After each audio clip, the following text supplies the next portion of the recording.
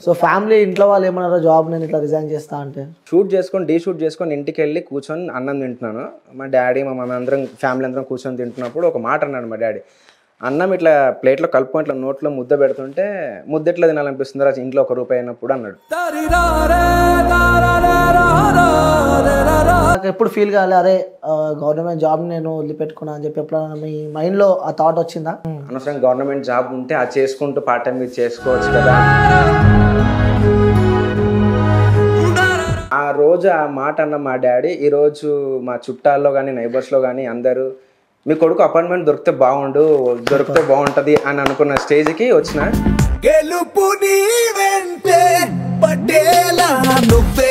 So చాలా చూసాం మిమ్మల్ని, అంటే డి జోడి 2లో అనుకుంటా. సో మీ టీం గెలిచింది. సో అందులో ముఖ్య కారణం కూడా మీరు అని చెప్పి నేను విన్నాను. సో అంటే ఇంత ఉన్న మీకు ఫుల్ ఫ్రేమ్లోకి ఎందుకు రాలేకపోయినారు మరి? ఫుల్ ఫ్రేమ్లోకి రాకపోవడానికి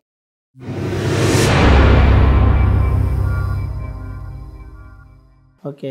సో ఇంకోటి అందులో డీలో కూడా బాగా రాజకీయాలు నడుస్తాయని చెప్పిన వాస్తవేనా? నడుస్తుంది అని అంటే చెప్పలేమన్నా, కాకపోతే నడుస్తుంది. ఎలా అంటే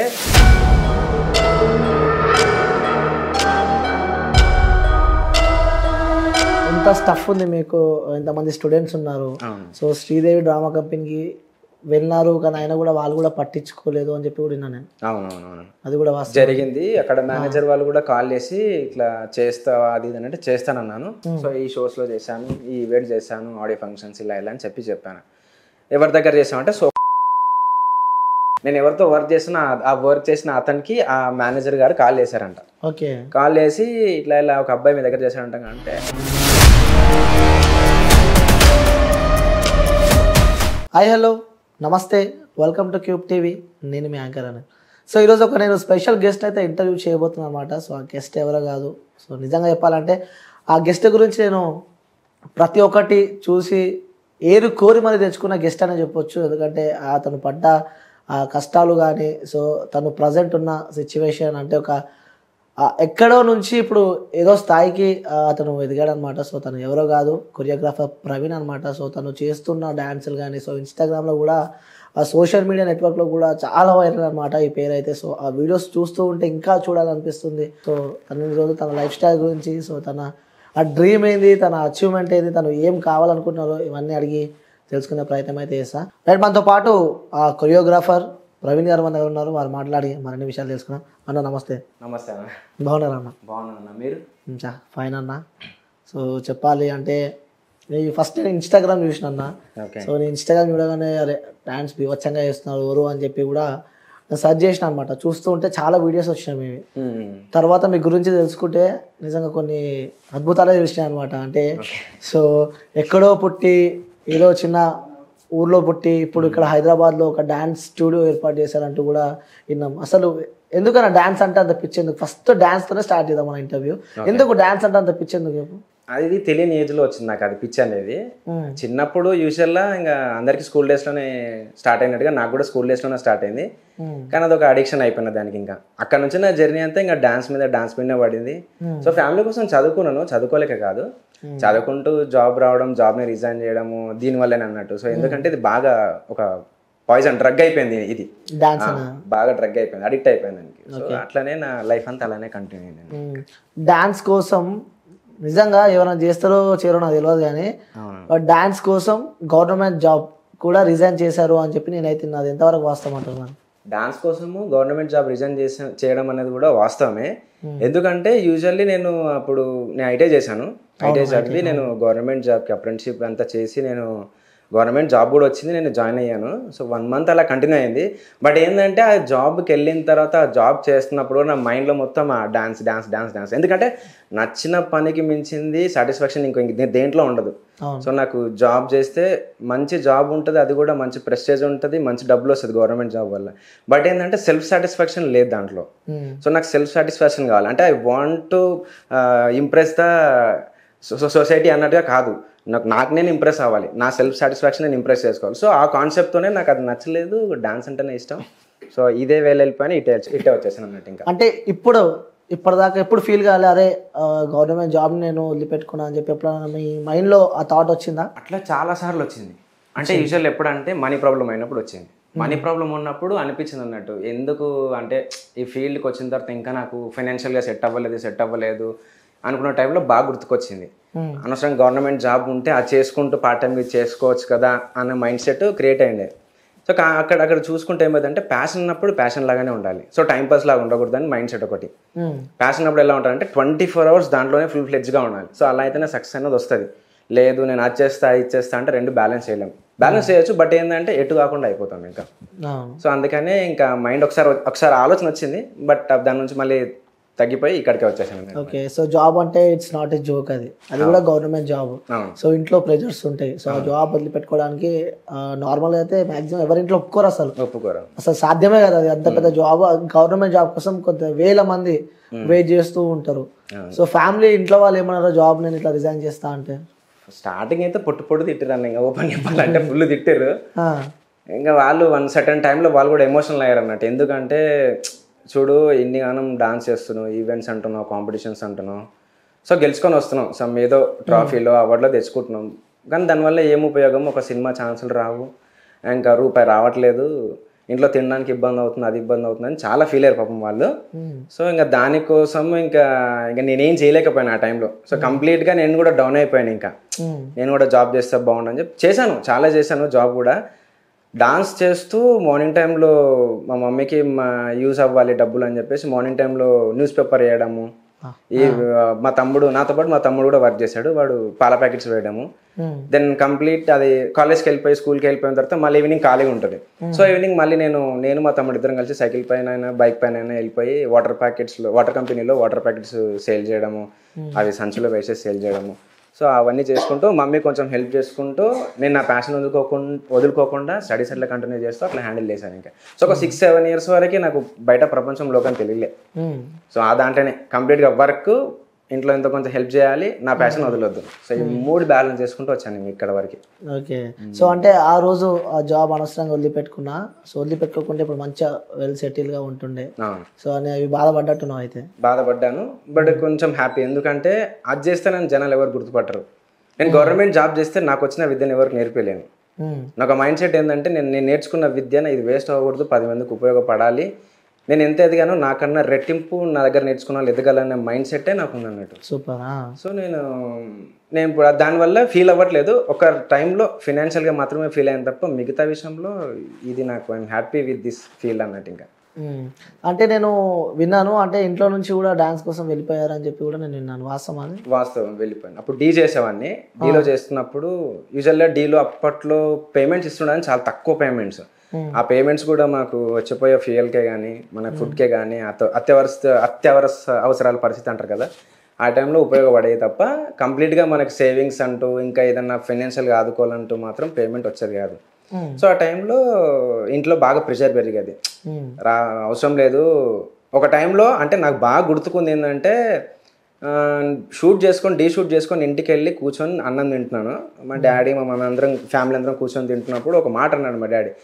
అన్నం ఇట్లా ప్లేట్లో కలుపుకొని ఇట్లా నోట్లో ముద్ద పెడుతుంటే ముద్ద ఎట్లా తినాలనిపిస్తుంది అది ఇంట్లో ₹1 అయినప్పుడు అన్నాడు. సో అది బాగా మైండ్లో ఉంది. ఇట్లా కాదు, ఇట్లా అయితే కాదు, ఏదో ఒకటి చేయాలి, చేసే చూపెట్టాలి. కడుపు నిండా అన్నం తినాలంటే కంటి నిండా నిద్రపోకుండా కష్టపడితేనే అవుతుందని మైండ్ బాగా నాకు నేను సెల్ఫ్గా బ్రెయిన్ వాష్ చేసుకున్నాను. చాలా కథం బయటకు వచ్చిన ఆ రోజు ఆ మాట అన్న మా డాడీ ఈరోజు మా చుట్టాల్లో కానీ నైబర్స్లో కానీ అందరూ మీ కొడుకు అపాయింట్మెంట్ దొరికితే బాగుంటుంది అని అనుకున్న స్టేజ్కి వచ్చిన. ఇప్పుడు మా డాడీ ఏ రోజైతే నన్ను ఆ మాట అన్న రోజు ఇప్పుడు ధైర్యంగా మా డాడీ మా అమ్మాయినా కానీ ఎవరైనా కాలర్ ఎగరేసుకొని నా కొడుకు అన్న స్టేజ్కి నేను తీసుకొచ్చిన. I'm happy. చలో గవర్నమెంట్ జాబ్ చేస్తే కాలర్ ఎగరేసుకొని తిరుగుతుందో తెలియదు కానీ ఇక్కడ కొట్టినప్పుడు మాత్రం తిరిగిండు. అంటే ఈ జర్నీ బట్టి నీకు ఏమర్థమైంది అంటే సమాజంలో ఇది జరుగుతూ ఉంది, అంటే ఎవరి కోరికలు ఎవరి ఇష్టాలు ఎవరు వాళ్ళకు ఉంటే సో వాళ్ళ ఇష్టాలు పక్కన పెట్టి కూడా జాబ్స్ చేయడం కానీ సో ఇలా చేస్తూ ఉంటారు. అంటే నువ్వు జాబ్ వదిలిపెట్టుకొని సో చాలా బాధలు పడి చాలా ఇబ్బందులు పడ్డావు, దాని తర్వాత ఇప్పుడు నువ్వు సక్సెస్ పొజిషన్లో ఉన్నావు. సో అంటే దీన్ని బట్టి నీకు ఏమర్థమైందంటే సొసైటీని నమ్ముకోకూడదు. సొసైటీ మనిషిని చంపేస్తుంది. దాన్ని సొసైటీ ఏమనుకుంటుందా ఇప్పుడు ఎలా ఉంటుందంటే మన ఇంట్లో నేను డాక్టర్ కాలేదు, పక్కన ఇంట్లో డాక్టర్ అయ్యాడు అనుకో, చూడు వాడు డాక్టర్ నువ్వేం చేస్తున్నావు పేరెంట్స్ ప్రెజర్ పెట్టారా వాడు ఏమి కాడు. వాడు ఇంకా నీకేం నచ్చుతుంది, నువ్వేం చేయాలనుకుంటున్నావు నువ్వు చెయ్యి, నీ వెనకాల మేము ఉన్నాం అని. అంటే బ్లెస్సింగ్స్ లేకపోతేనే వాడు అంత సక్సెస్ అయితే నేను, బ్లెస్సింగ్స్ ఉంటే ఇంకెంత సక్సెస్ అవ్వచ్చు, ఆబ్వియస్ అంతేనా కదా. సో పేరెంట్స్కి అయినా నేను ఎవరికైనా చెప్పేది ఒకటి, సొసైటీని పక్కన పెట్టండి. ఎవరు ఏమనుకుంటున్నారు, ఎవరు ఏది పెట్టరన్నా మనకు మనమే. ఏమైనా ఆపద వచ్చిందా మన వెనకాల మన తమ్ముడు, అన్న, అమ్మ, నాన్న, వీళ్ళు తప్ప ఇంకోటి థర్డ్ పర్సన్ ఇన్వాల్వ్ అవ్వని కూడా అవ్వరు. మనం బాగున్నాం అందరు బాగుంటారు, మనం బాగాలేమో ఆ బుచ్చి బుచ్చి గుచ్చి గుచ్చి ఇంకెక్కువ చేస్తారు దాని తప్ప. కాబట్టి నేను ఏమంటున్నా అంటే ఫస్ట్ చేంజ్ అవ్వాల్సింది ఈ జనరేషన్లో పేరెంట్స్ చేంజ్ అవ్వాలి. చాలా మటుకు చాలా పేరెంట్స్ చేంజ్ అవ్వాలి. అంటే ఈ ఒక్క ఫీల్డ్ అయినా కాదు, ఏ ఫీల్డ్ అయినా మీ అబ్బాయికైనా అమ్మాయికైనా ఏది నచ్చాలో అదే చేయండి, వాళ్ళని అక్కడనే సపోర్ట్ చేయండి, వాళ్ళు అలానే బ్లెస్సింగ్స్ ఇవ్వండి.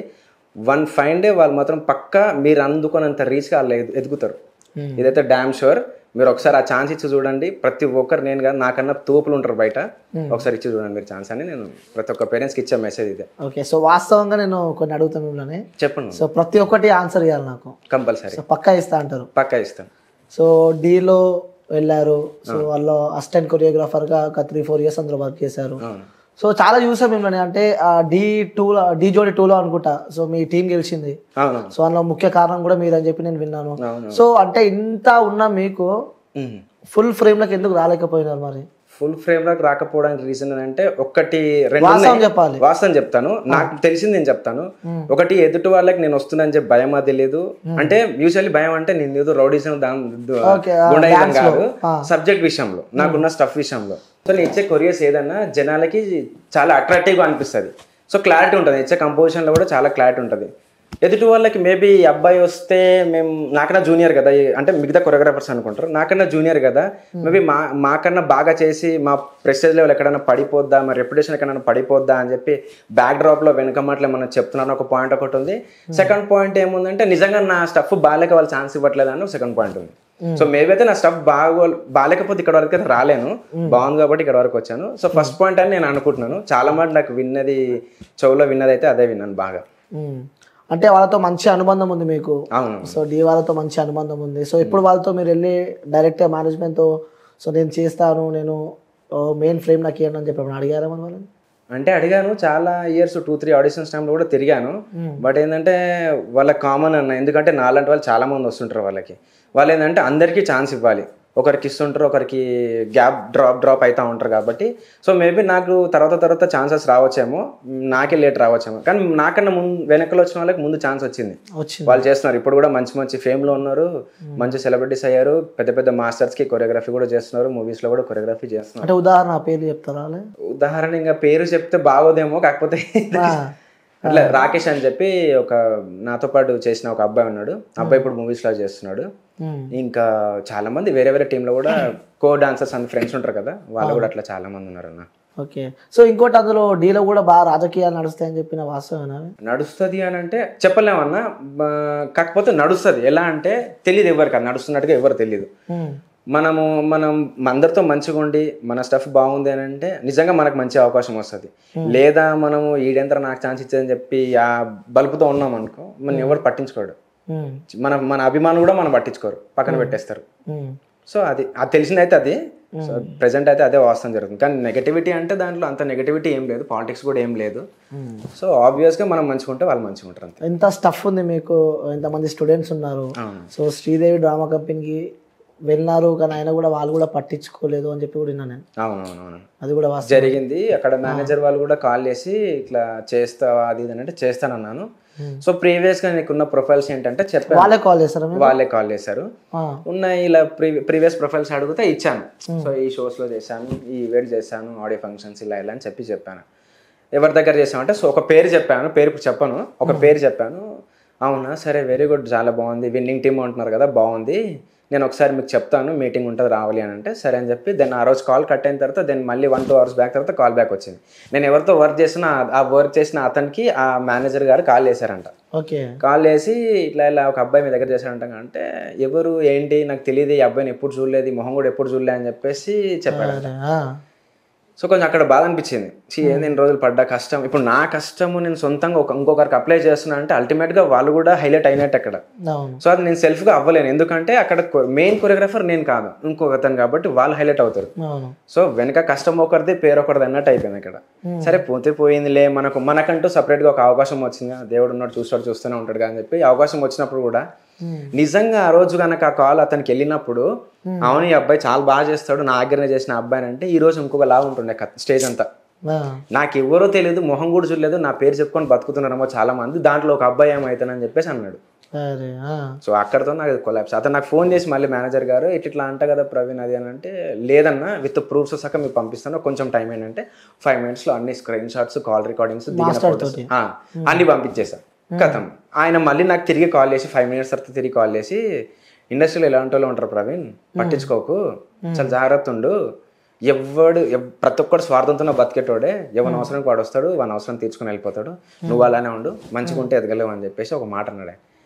సరే సరే చలో అంటే, లేదు నీకు తప్పకుండా అవకాశం ఉంటుంది, నేను చెప్తాను, ఇవన్నీ వీళ్ళందరూ సైడ్ అయిపోయాక నేను చెప్తాను, టచ్లో ఉన్నా అని చెప్పేసి మాట చెప్పి కాల్ కట్ చేశాడు. ఇంకా ఒకవేళ అదే మాస్టర్ ఫోన్ లిఫ్ట్ చేసి, సో నా స్టూడెంట్ అంటే ఈరోజు వేరే ఉండేదంట, వేరే కూడా ఉండేది. ఓకే, సో అదే మాస్టర్ సో అదే మాస్టర్ ఇప్పుడు మన ఇంటర్వ్యూ చూస్తున్నట్టయితే, ఈ వీడియో మనకి అతను చూస్తున్నట్టయితే తనకి చెప్పాలంటే ఏం చెప్తావు? తనకి చెప్పాలంటే ఏం చెప్తానంటే ఒక చిన్న మెసేజ్ చెప్తాను అన్న. ఏంటంటే ఇప్పుడు గురువుని నమ్ముకొని ఒక శిష్యుడు కొన్ని ఫ్యామిలీస్ వదులుకొని, తిండి తిప్పని మానుకొని, కంటికి నిద్ర మానుకొని నమ్మి వచ్చినప్పుడు, నువ్వు వాడికి ఏదో చేయాలని పక్కన పెట్టేసి నేను నమ్ముకొని వచ్చినప్పుడు ఆ నమ్మకాన్ని నిలబెట్టుకోవాలి.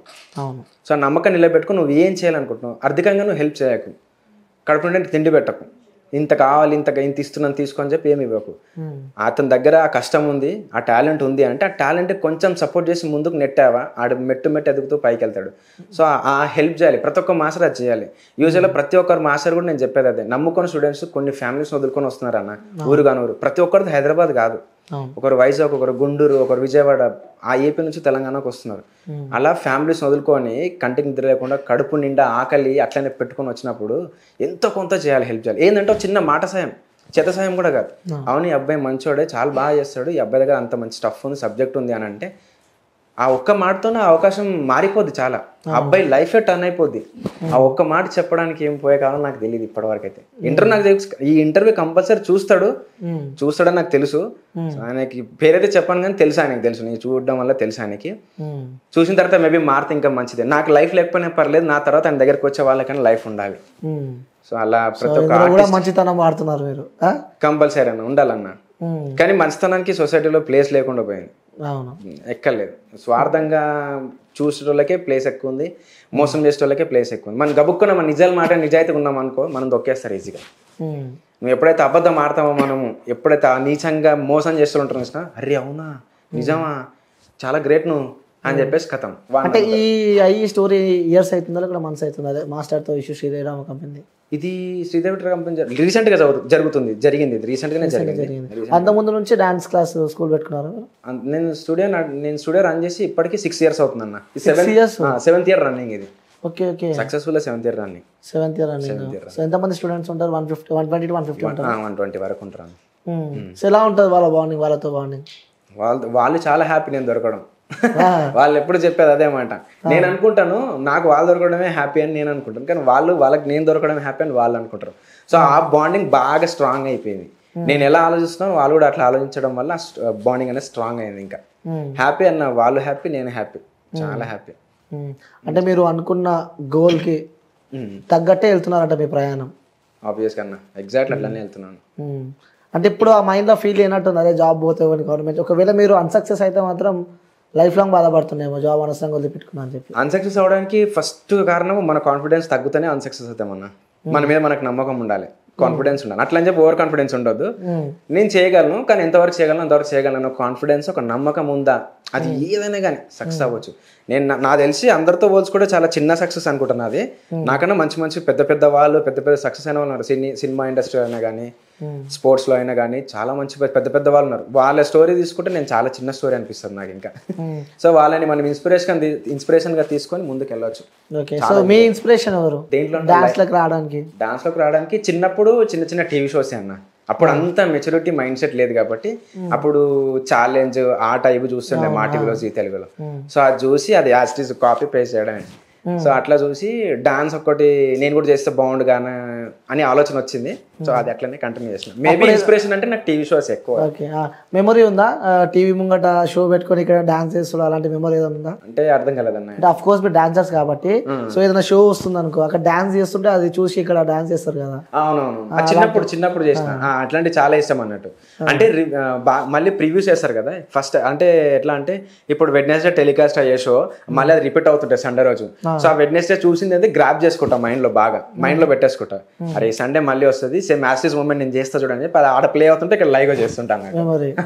చాలా సంతోషం, చాలా హ్యాపీగా అనిపిస్తుంది. నాకు కూడా వచ్చింది ఆ మూమెంట్ అని చెప్పి హ్యాపీగా ఫీల్ అయ్యాడు. ఇంకోటి మన లైఫ్ లో మనం ఎదుగుతున్నాం అంటే సో మెచ్చుకునే వారు కొంతమంది ఉంటే సో ఇక నెగిటివ్ గా చూసే వాళ్ళు ఎక్కువ మంది ఉంటారు. అవునవును. సో అలాంటి వాళ్ళు ఎవరైనా ఉన్నారా మీ లైఫ్ లో? చాలా మంది ఉన్నారన్న. ఆబ్వియస్లీ నెగిటివ్ వాళ్ళే ఎక్కువ ఉంటారు, పాజిటివ్ వాళ్ళు తక్కువ ఉంటారు. 90% నెగిటివిటీ, 10% పాజిటివిటీ. ఎవరు నిలవాలంటారు, ఎవరు ఓరని నిలవాలని అంటారు. చాలా అంటే నా దృష్టిలో ఏంటంటన్నా పేరు తెచ్చుకోవడము చాలా కష్టం. ఒక మంచి పేరు తెచ్చుకోవడం, పేరు తెచ్చుకుంటారు కానీ మంచి పేరు తెచ్చుకోవడం చాలా కష్టం. ఇదొక టాస్క్ అయితే ఆ మంచి పేరు వచ్చిందని నిలబెట్టుకోవాలి, ఏ మరకబడకుండా నిలబెట్టుకోవాలంటే అది పెద్ద టాస్క్ అన్న, చాలా డిఫికల్ట్ టాస్క్ అది. కానీ అవి మరకలు పడుతున్నప్పుడు చాలా పెయిన్ అనిపిస్తుంటుంది, కానీ ఒక సెల్ఫ్గా స్ట్రాంగ్ అనిపిస్తుంటుంది. ఎందుకంటే ఎవడేమనుకుంటే మనకేంది, మనం ఏందో మనకు తెలుసు అంతే. మన పని మనం చేస్తుండాలి, పడుతూ ఉంటే పోతుండాలి, పడుతుంటే పోతూ ఉండాలి. ఎక్కడి వరకు వెళ్ళాలంటే మళ్ళీ పడితే మనకు తగినంత దూరం వెళ్ళిపోవాలన్న ఆలోచన ఉంటుంది. ఓకే, ఎప్పుడు స్టార్ట్ చేసినావు డాన్స్? ఎన్ని ఇయర్స్ బ్యాక్ స్టార్ట్ చేసినావు? నా ఏజ్ 8 years ఉన్నప్పుడు స్టార్ట్ చేసినా. ఇప్పుడు 27 ఏజ్. 27 ఇయర్స్ మొత్తం డాన్స్ తోనే?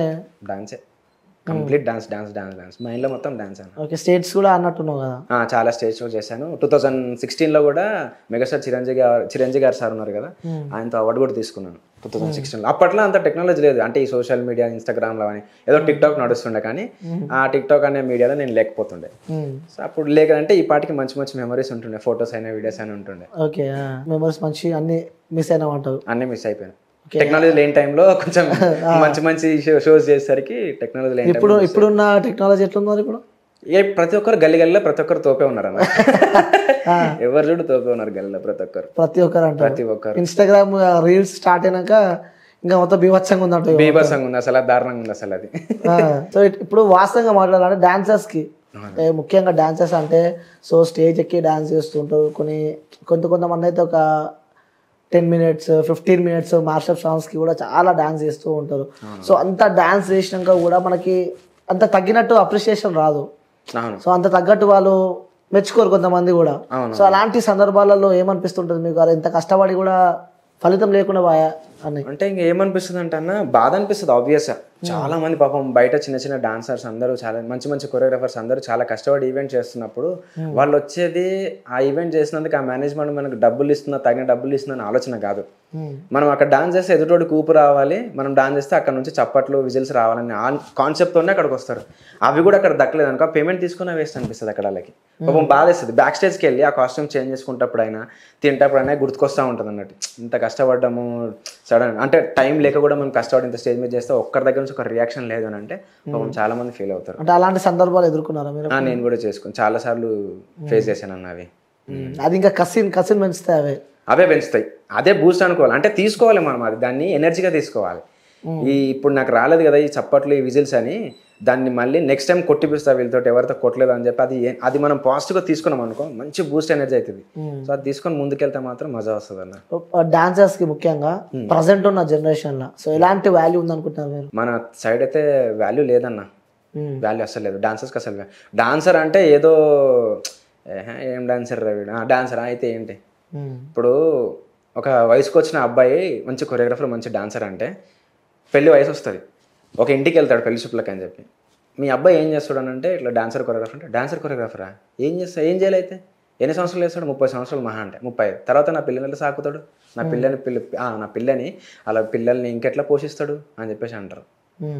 మనం నిజం చెప్తున్నా, మా అదృష్టం బాగుండే కనుక కాళ్ళు చేతులు 60 ఏళ్ళకి 70 ఏళ్ళ వరకు పని చేస్తున్నా బాగుండే అంటే అని చెప్తున్నా కదా. అప్పటి వరకు డాన్స్ ఆడుతూనే ఉంటాం మేము.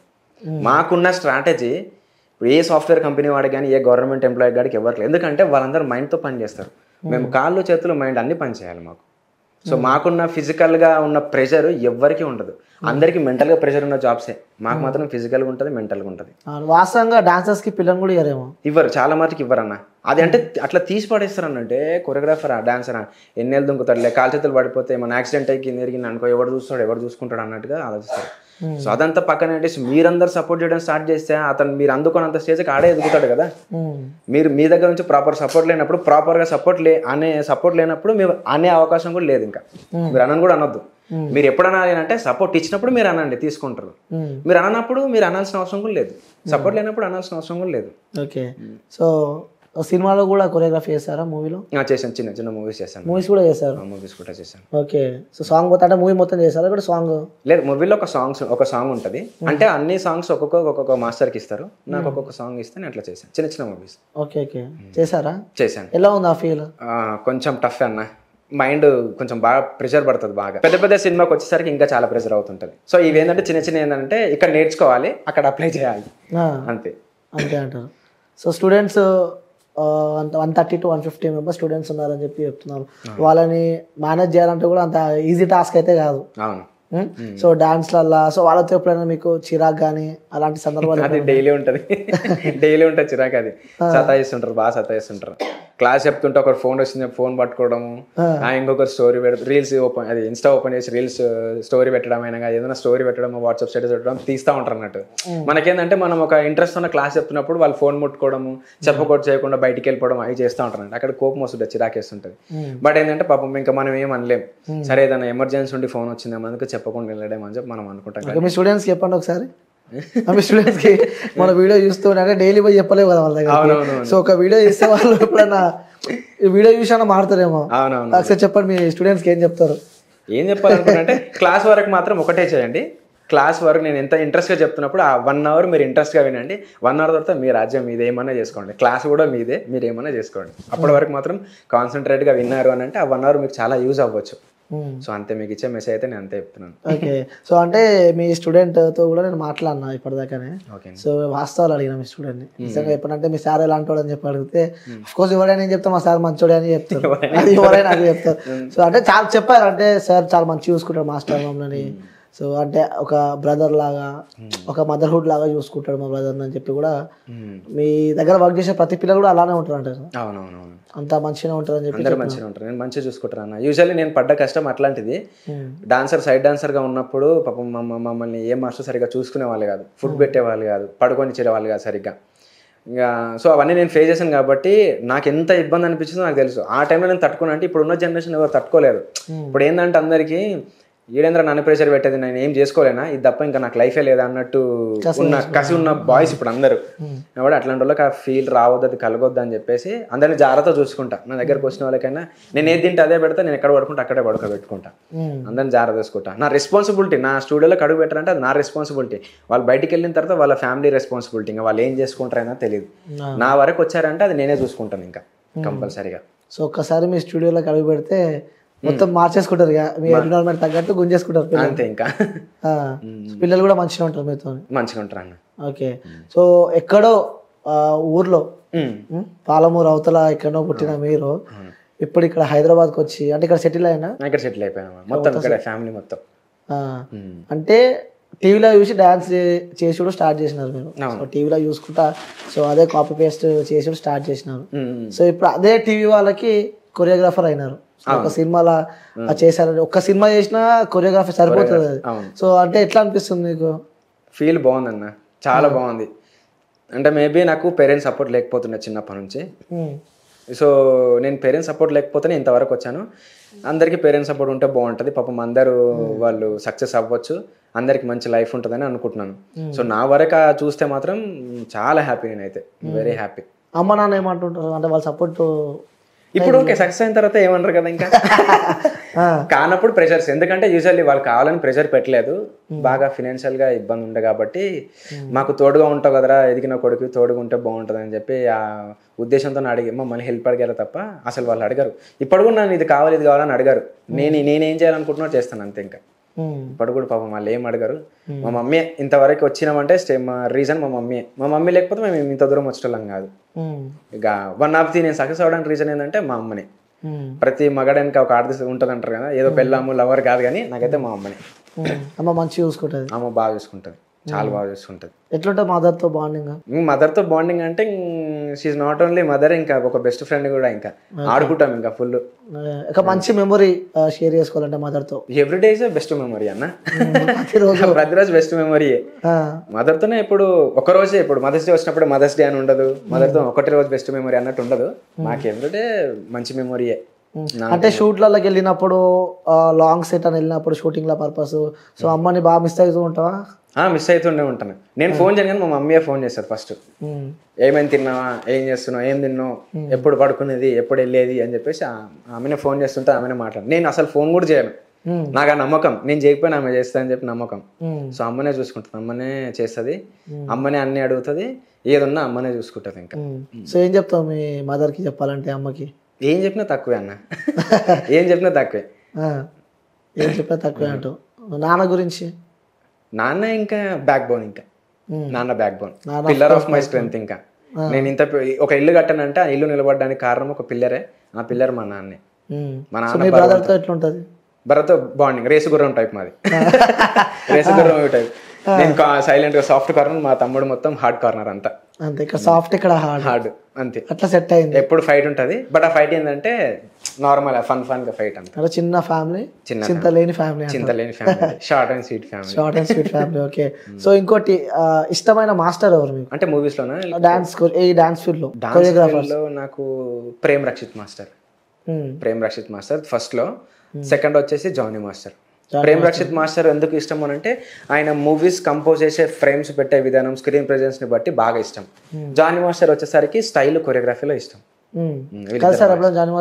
కలిసాను అంటే డీ చేసినప్పుడు కలిసాను చాలా సార్లు. సో చాలా మెమరీస్ ఉన్నాయి ఆయనతో కూడా, చాలా ఫొటోస్ ఉన్నాయి. ఆయన ఎదురుగా పర్ఫామ్ చేసినప్పుడు ఆయన ఎదురుగా ఉండి జడ్జిమెంట్ చేయడం చాలా చేశాను. సో ఇప్పుడున్న యువతరానికి, ఇప్పుడున్న సర్కిల్ కి, అంటే ఇప్పుడున్న సొసైటీకి యాజ్ అ కొరియోగ్రాఫర్ గా చెప్పాలంటే ఏం చెప్తారు? యాజ్ అ కొరియోగ్రాఫర్ గా చెప్పాలనుకుంది ఏం చెప్పాలి అంటే కొరియోగ్రాఫర్ అంటే డాన్స్ మైండ్ లో పెట్టుకొని, సో డాన్సర్స్ కి కానీ, అప్కమింగ్ రావాలి డాన్స్ ఫీల్డ్ కి రావాలనుకున్న వాళ్ళకి కానీ, డాన్స్ సంబంధించి అన్న యూజువల్లీ ప్రతి ఒక్క డాన్సర్స్ కొరియోగ్రాఫర్కి ఉన్న ఇష్యూస్ ఏంటంటే అన్న, ఇంట్లో పర్సనల్ ఇష్యూసే ఉంటాయి అన్న. అంటే ఫినాన్షియల్గా సెట్ అవ్వకపోవడం అనేది ఒకటే ఉంటుంది, ఇంకా మిగతా ఏ ఎక్స్ట్రా కరికులర్ యాక్టివిటీస్ ఏమి ఉండవు.